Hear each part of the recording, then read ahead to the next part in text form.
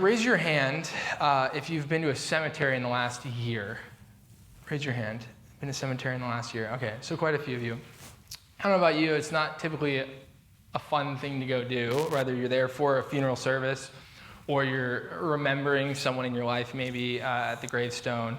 But one time I was in youth ministry and I had a group of student leaders that I was just plowing a lot of my life into and was really excited about who they were becoming, kind of late high school or like juniors, seniors.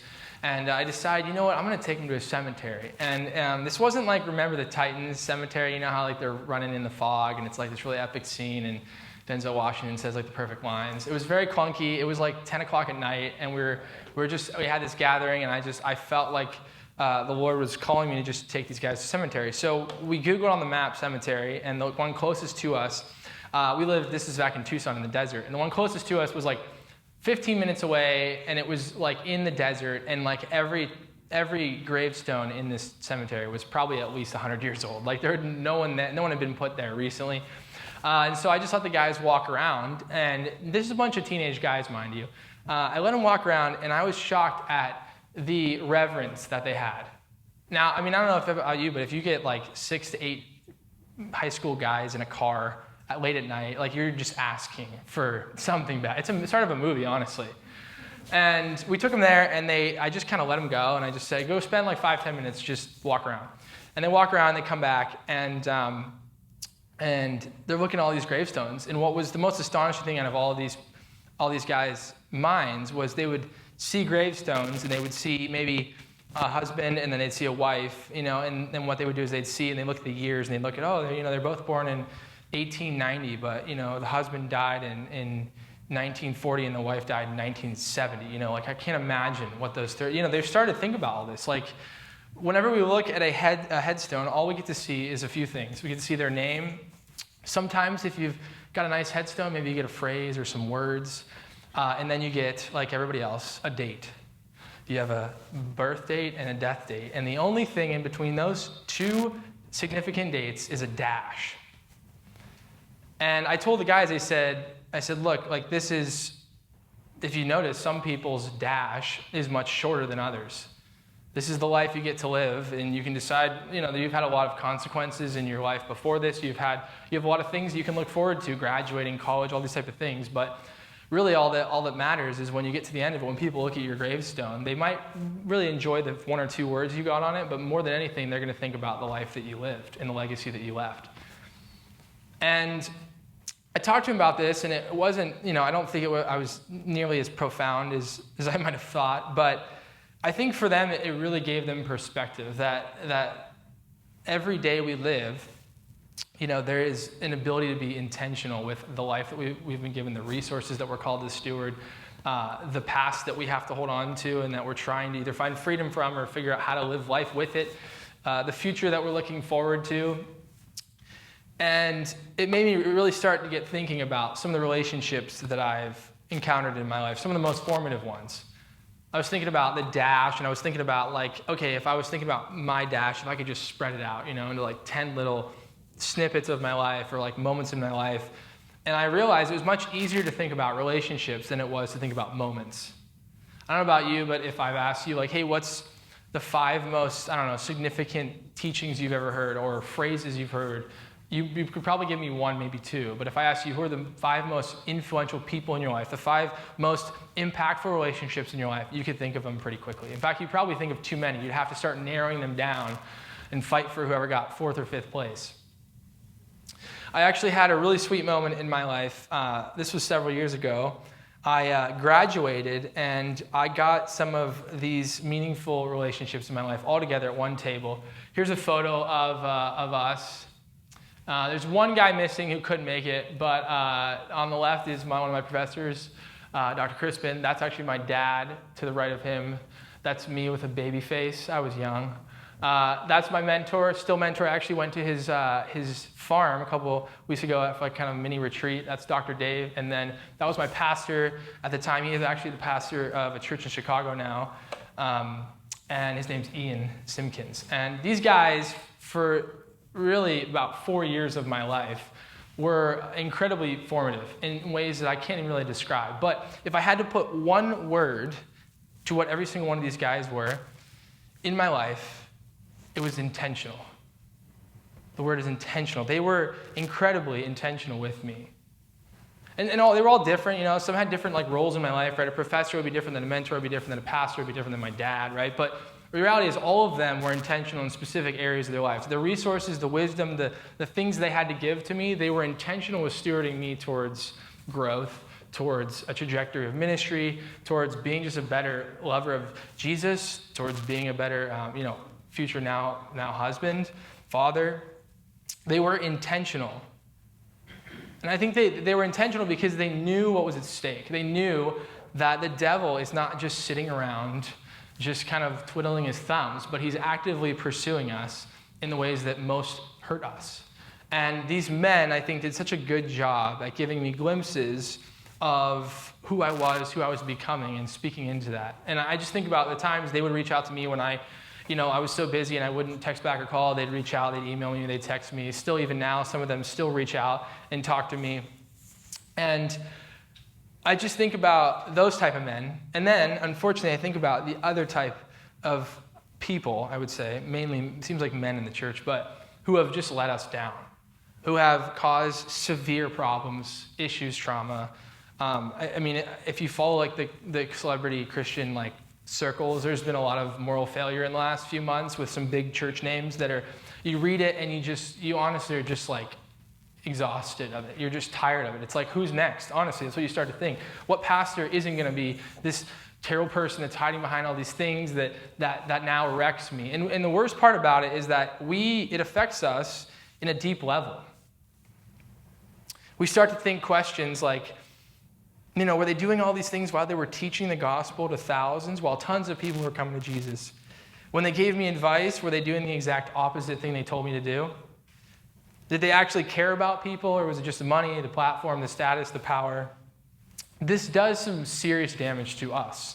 And I say us, I'm a pastor, but I also have been pastored and pastored, and it's done damage to me. And if you've had bad experiences with the church, I think you know how it impacts you. It impacts not only you, but it impacts your ability to love God, to understand how you can have a relationship with God when these people you really respected, you really cling to, let you down. And I think the most common characteristic that I can pull with these people is the word complacency. Complacency is defined as a feeling of smug or uncritical satisfaction with oneself or one's achievements, and it's synonymous with self-approval, gloating, pride, self-admiration, satisfaction, etc. Today, I want to talk about the difference between intentionality and complacency. It's our third week of our series, Disruptive Discipleship, and if you haven't been able to catch it both other weeks, or maybe you haven't listened and you're just here for the first time tuning in, basically, we've been kind of noticing subliminally this cultural shift in the West, in America, over the last few years, or even maybe decades, arguably, that Christians are not the mainstream anymore. That if you were to look at the river analogy, I don't know if you have that up, but the river of culture is flowing in such a way that it used to be 30, 40 years ago, it used to be predominantly Christian. You could do the things you wanted, and you'd almost gain support saying you're a Christian, right? You want to open a restaurant, I'm Christian. Oh, great, everybody flocks there. You want to start a business, I'm Christian, great, you flock there. You put it on your resume, you put it on your college application. And now you tell people you're a Christian, and you typically get blank stares, or people start to back away, or people want to have a lot of negative things to say about Christians, right?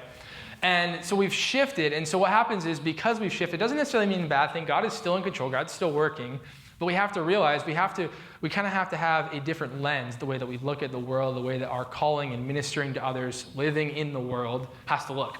And so that's what the phrase disruptive discipleship means. It means following Jesus in such a way that it disrupts the norm, that it's not the cool thing to do anymore, that it causes tension, that it starts to arise a lot of confliction in our internal hearts and minds, because sometimes we are swayed by the majority of people. We think, well, everybody is doing that, and maybe it's not that bad of a thing, or maybe I should do that, or maybe I should pursue these things, or, and we don't realize how much culture affects the way that we live. And so the last 2 weeks, we talked about, we're kind of taking a cultural characteristic or component, And then we're trying to pair that with what does a Jesus virtue look like? What does it mean for us to take what the world is showing us and reveal something much deeper in the life of Jesus? So the first week was really just focusing on being resilient followers of Jesus. And that means basically being Christians who are intentional about being present in church, being in community, stewarding your resources well. Part of it was even just like knowing that the Bible reveals the truth of the gospel, that Jesus died for our sins. And then the last week we talked about presence as a priority. And presence not just with Jesus, but presence with Jesus ultimately fills up our cup in such a way that overflows into being present with other people. That presence in today's world is one of the most valuable commodities. And so this week we're talking about complacency, and we're talking about intentionality. And so I'd love for you to turn to none other than Daniel, week 3 of Daniel. It's funny, the main meat of this message was not actually in Daniel, but I was reading this with our core group last week or 2 weeks ago, and I pulled this out, and I just felt like we had to continue with a little bit of Daniel. So what I'm going to do here, and I'm going to cover a lot of ground, okay? So if you're trying to use your physical Bible, I respect that you might know it really well, but we're going to be in 4 different passages, so if you don't want to keep skipping, that's okay. I'm going to cover 2 passages of complacency, and then I'm going to cover 2 passages of what we should be doing, which is being intentional. So first one, Daniel 4, starting in verse 24. Here's what's happening. King Nebuchadnezzar, who we had talked about 2 weeks ago, is the king of Babylon. Daniel is in exile. Babylon is basically just not a Christian nation, is the simplest way to put it. And Daniel is still loving the Lord, following him faithfully, but he's an advisor to the king of Babylon. And so he's dealing with this tension of, the king's not making interest based upon God, and he's trying to figure out how does he live among the king in this way. And so we already had the instance of him doing the Daniel fast at the beginning, basically, and not choosing to eat at the king's table. If you're still Daniel fasting, great job, week 2. 1 more week to go. Small plug there for those of you who are tired of eating vegetables and fruit and water and nothing else super fun. So in chapter 4, we get to this point where God has given Daniel a specific gift that's timely for King Nebuchadnezzar and the Babylon nation. It's basically the gift of interpreting dreams. God gives Nebuchadnezzar this dream and gives Daniel the interpretation. And I'm going to skip, for the sake of time, I'm going to skip the dream, but he's going to show you the interpretation and kind of reveal the dream in the same line. So I'm going to start in verse 23. Basically, he has this dream of a giant tree, gets cut down and is displaced into the wilderness. And so Daniel comes in, verse 24, it says this. It says, "This is the interpretation, O king. It is the decision of the Most High," which is God, "that this has happened to my lord the king." He's talking to King Nebuchadnezzar. "You will be driven from human society, and you will live with the wild animals.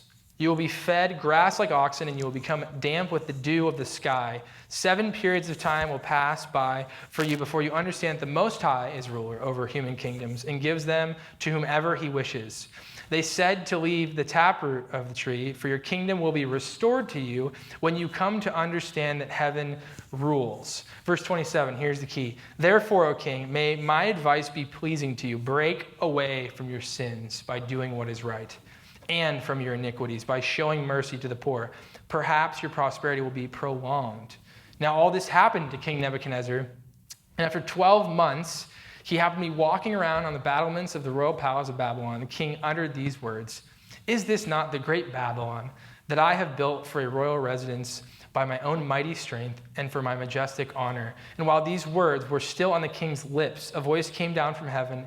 "It is hereby announced to you, King Nebuchadnezzar, that your kingdom has been removed from you. You'll be driven from human society, live with the wild animals. You'll be fed grass like oxen, and 7 periods of time will pass by for you before you understand that the Most High is ruler over human kingdoms and gives them to whomever he wishes." Now in that very moment, this pronouncement about Nebuchadnezzar came true. Now there's more to this story. It's really quite peculiar. It's almost like he had a mental illness that caused him to just kind of ends up out in the woods and he starts eating grass. He's kind of like an animal, and then there's this period of time that goes by, and then he repents and recants of his power, and then God restores him back. It's almost like they had been looking for him. Like, "Oh, we found the king. He's over here eating grass." And then he becomes the king again. He gets his kingdom restored. But in the midst of that, it's a very peculiar story. In the midst of that, though, we have one nugget that I want to focus on. In verse 27, Daniel gives the interpretation, And he basically tells them to do one thing. He says, break away from your sins by doing what is right, and from your iniquities by showing mercy to the poor. Basically, he's saying, hey, you got to repent of your sins, and you need to start living in a more righteous way. You need to start living in the ways of God. You need to repent, move from that, turn from it, and start to live in a more righteous way. Now, here's what got me in the core community that I was talking about sharing with them, with my guys, is that it says in verse 28, now all this happened to King Nebuchadnezzar, the bad stuff, but it says in verse 29, after 12 months. That means that Daniel told him, hey man, do these things, repent, give to the poor, show mercy.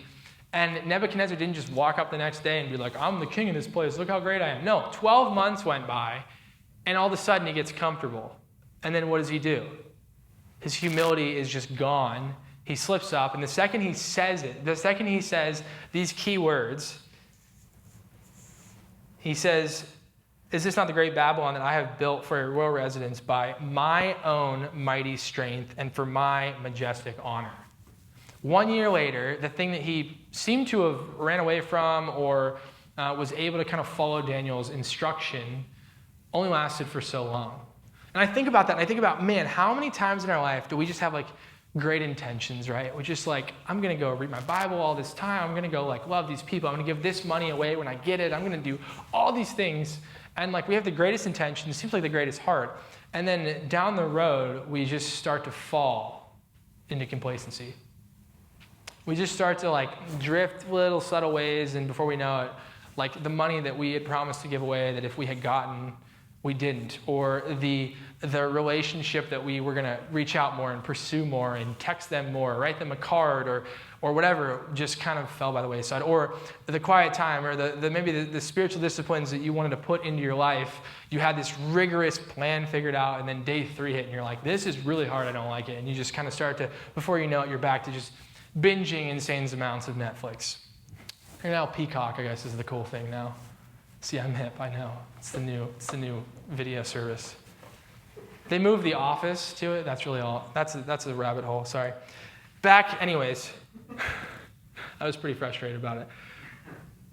If we get naturally complacent, if we're not fighting for a pursuit of intentionality, we slowly start to click back into this pattern that is ourselves. Most times we forget our nature is sinful, which means that our natural self, with no force, external force into it, is sinful, is lazy, is complacent, is selfish. I can go on. I'm not trying to be fatalistic. It's just not good. It's sinful, right? After the garden, it's sinful. We want the things we don't deserve, right? We're selfish. And so our nature is that. But Jesus removes all of that, right? We're made new. We're justified before God if we place our faith in Jesus, which means that we still have this mess of living in a fallen world, living in a sinful world, having this kind of sinful human nature, but trying to do the things of the Lord. And there's this battle, and if we don't take serious the battle that's in front of us, we're just going to fall back into our natural bent. And that's why those guys meant so much in my life, because I think they knew what was at stake. I think they knew the weight of vigilancy in the midst of complacency. Let's look at another character, 2 Samuel chapter 11. This is King David. He actually wasn't in exile. I know Daniel, we talk about this theme of exile.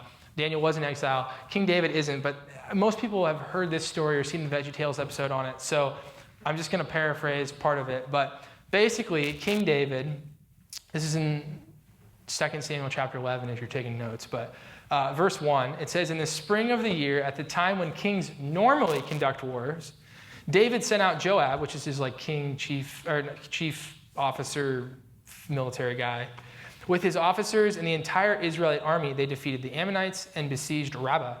But David stayed in Jerusalem. One evening, David got up from his bed and walked around on the roof of his palace. And from the roof, he saw a woman bathing. Now, this woman was very attractive. So David sent someone to inquire about the woman. The messenger said, isn't that Bathsheba, the daughter of Eliam, the wife of Uriah the Hittite? David sent some messengers to get her. She came to him, and he went to bed with her. Now, David here, if you didn't know the story, commits adultery. Some would say rape. And then he also murders her husband, who was one of his closest buddies in battle. And a lot of people just say, well, you know what, David he kind of had the lust problem, right? Like he had the porn problem. Like he loved God super deeply. It says in the Bible that God says that David was a man after his own heart. Like he clearly loved God so deeply, but he just had this like little weakness, he had this thorn or whatever. And while I do think that's true, especially of a lot of men, like that's a natural thing that we fall into. What happened here was not just that he was a lustful man or that he succumbed to adultery. What happened was that he was living a life of complacency. If you look in verse 1, it says, when kings normally conduct wars, David sent who? Joab. He didn't go. He should have went, but he got comfortable. He's like, I got a big palace. I got a lot of land. God's been showing me a lot of favor. I'll just send them to do it, and I'll stay and I'll relax. And then it says, but David stayed behind in Jerusalem.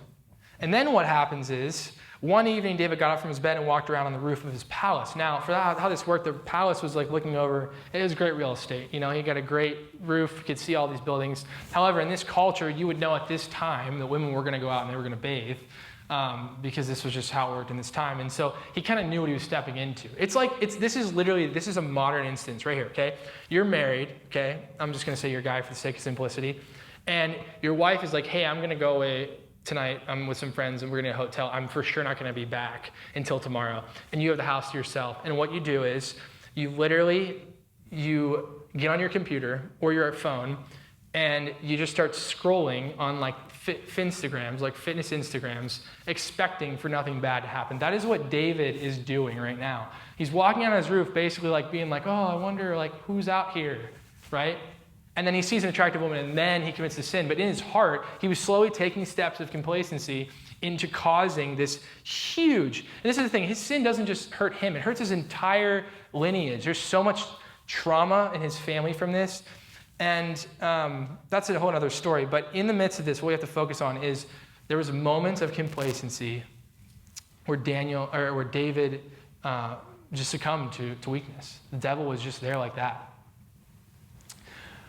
One of my favorite books that I've recently been reading, it's definitely a businessy book. It's called The 7 Habits of Highly Effective People. I don't know if you've heard of it. It's like pretty big in the business world, but it's by a guy named Stephen Covey, and he just has these. I listened to it on Audible actually. It's like the first audiobook I've listened to really.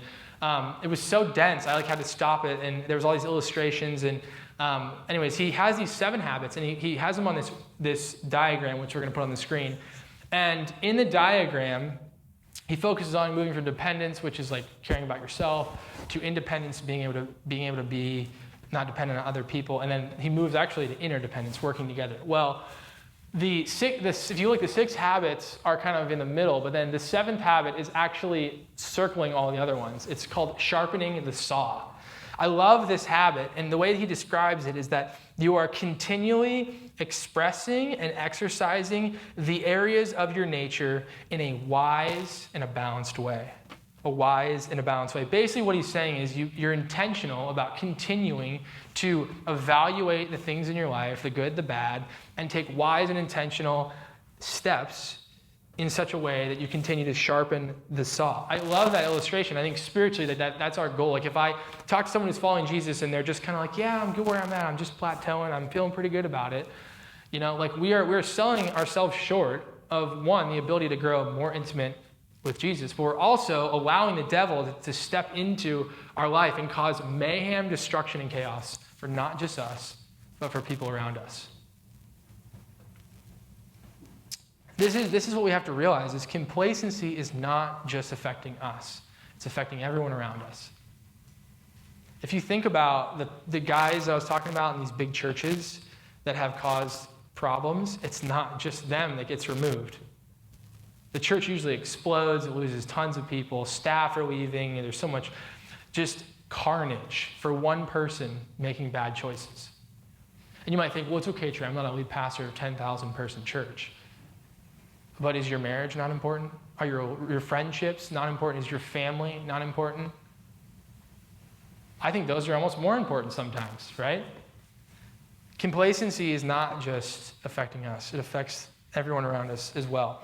Now, intentionality is what we want to focus on, and I know that seems interesting to compare, right? Complacency, not doing anything. Intentionality, you're like, well, I'm just not an organized person, Trey, so you should see my room. It's not clean. So intentionality is just something I'm not really wired to be like. I don't make schedules. I don't use my Google Calendar or any calendar for that matter. I just show up to things and help them on time. But intentionality is not, and let's just repeat this, it's not just a personality trait, meaning like you're not just, I'm a 1 on the Enneagram, so I'm just like super organized, that's who I am. But you're like, I'm a 4 or a 7, so I just do whatever I want. That's not necessarily how it works. Intentionality is a skill as well. It's something that we work on, we fight to refine in our lives. And I want to show you this with a man named Jesus in the New Testament. One of my favorite stories in Luke 19, Jesus is entering a big city called Jericho. He's passing through it, actually. And a man named Zacchaeus was there. Zacchaeus was a chief tax collector and was rich. He was trying to get a look at Jesus, but being a short man, he could not see over the crowd. And so he ran on ahead and climbed up a sycamore tree to see because Jesus was going to pass by that way. Zacchaeus is someone who no one likes. He's corrupt. Tax collectors at this time were incredibly corrupt. They would just take all of your money because they were backed by Rome, and if you didn't pay Rome, Rome would just kill you or torture you or kill your family. And so Zacchaeus and most tax collectors would use that leverage for more money, but what you don't realize is that in the midst of this, you're probably extremely lonely because no one likes you. And what happens, Zacchaeus wants to get a glimpse of Jesus, and Jesus walks into this busy city with people everywhere, and what does he do? He literally, when Jesus came to that place, he looked up and said to him, Zacchaeus, come down quickly because I must stay at your house today. Now, I don't know about you, but this is a big city. There's tons of people everywhere. It's not like they're just like out in the wilderness and just Zacchaeus is up in a tree and they're like, whoa, what's that guy doing? Let's go talk to him. But Jesus came into a city with a complete intention of what he was going to do there. There was tons of distractions, tons of things that could have caught him off guard. But this is one of my favorite instances of Jesus being intentional because we get to see the fruit of it. Just the smallest thing, Jesus goes up to him and he basically just says, I'm going to eat at your house. Which is kind of rude, honestly, if I was like, hey, we're going to come over next Monday, hope it works. We'll bring fruit salad. You're not like, maybe I can pull that card, but I don't think you'd be like, this is really polite. Trey's like a very polite person.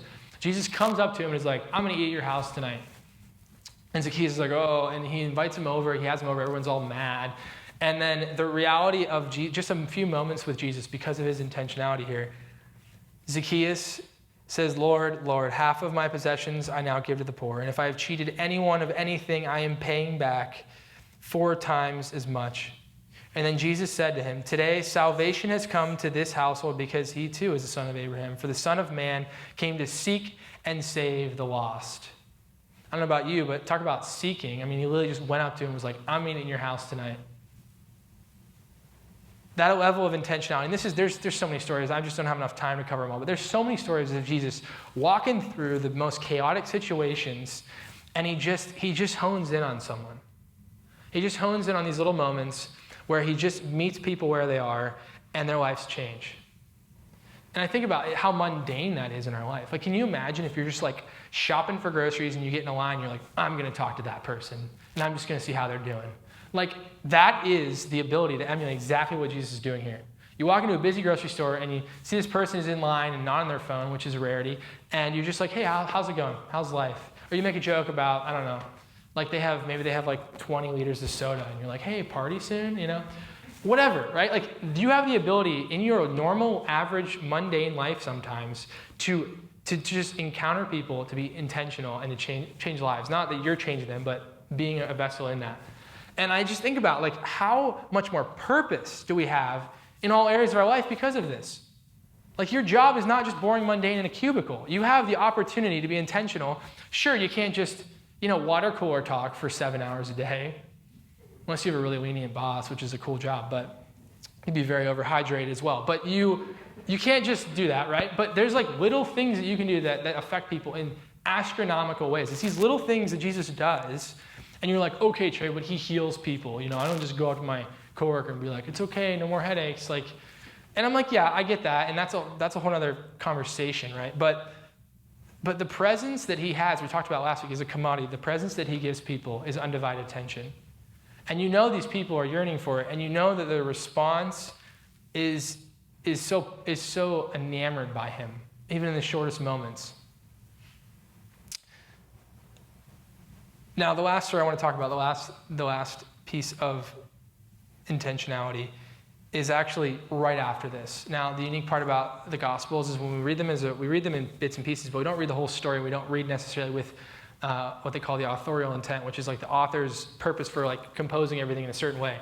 And Luke here is very analytical, and he tells this story of Jesus basically embodying intentionality. But then Jesus, right after that, tells us a story and teaches us of intentionality. Jesus does this a lot. He embodies and he teaches, and sometimes different authors put it in different orders. But a lot of times the next passage has relation to what's going on, where we just stop at the page break or the line and like, that was not in the Bible when it was written. Like, it was all just one. So the next story is the story of the minas. I don't know what your version might say. It might say 10 minas or parable of the servants or something like that. But anyways, this story is basically just Jesus showing the weight of intentionality. And he has 3 servants.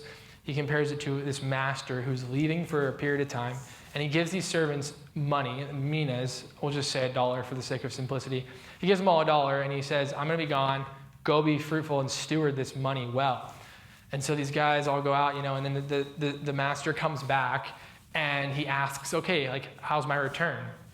And the one guy's like, I made $10. And he's like, wow, good and faithful servant. You rock. Nice job. I'm going to give you ownership over 10 cities.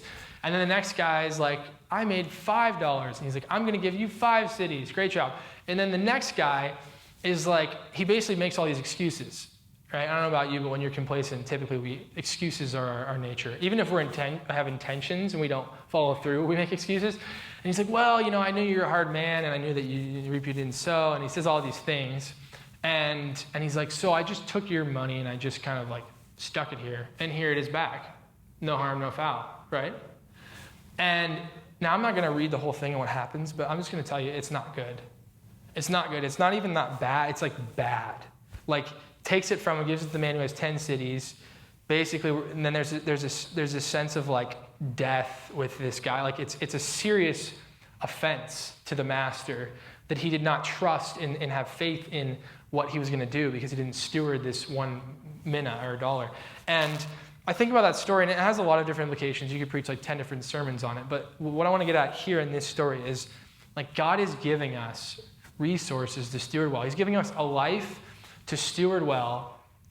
And I think a lot of times what stops us from being intentional is this fear. It's this, whether it's the fear of your life being different or you having to like actually follow through on something mean. Like, if I step into this, it's going to reveal parts of me that I don't want to deal with, or I don't want to uncover, or I don't want to talk about. And so it's easier just to kind of just be complacent and just kind of do what everyone else in the culture is doing because they seem to be fine, And you start to just run all these different things in your head. And in reality, you're losing sight of what Jesus is calling us to do. One of the instances of this, and this has been incredibly convicting over over the last week and a half, is Sabbath. I talked about Sabbath like a little bit last week in the training, and I tell you what, I thought I Sabbathed pretty well, and then I read a couple of different books and like what they defined as Sabbath, and then I'm leading Nick and talking like, Nick, you got to take a Sabbath, and he's like busy, working full time and working here, and he's got a lot going on. I'm like, you need to take a Sabbath, man, and I'm grilling him about that, and then I go home and I'm like, I'm not really like Sabbathing, or Sarah and I are not really Sabbathing because we have a child and it's hard, and I start making all these excuses, right? And then this is so funny, but I was just listening to something where in the book they were quoting the commandment of the 10 Commandments. Maybe you know the 10 Commandments. And one of them is literally like take a Sabbath. Now, that's translation, but I've been a Christian for a decent amount, and even when I wasn't, I was like involved in church. And it just like dawned on me, I'm like, oh, like God's like almost commanding us to take a Sabbath. He's not saying like, hey, if it works for you, it might be a good idea, but he's like, do it. And I was just like, wrecked. And then I was reading this book that was just grilling. It had nothing to do with the Sabbath necessarily. And then there's this chapter on it, and it was just grilling me.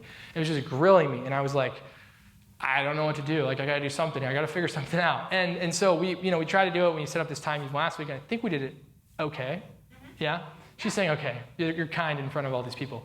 But I'm unabashed about it now. Like, the intentionality that I need to have for that is much higher than my normal self. I'm not just walking through my week thinking Sabbath is important, but now that I've understood the why, I've seen the vision of Jesus in this, that Jesus values Sabbath. He's not being a Pharisee about it, but he values it.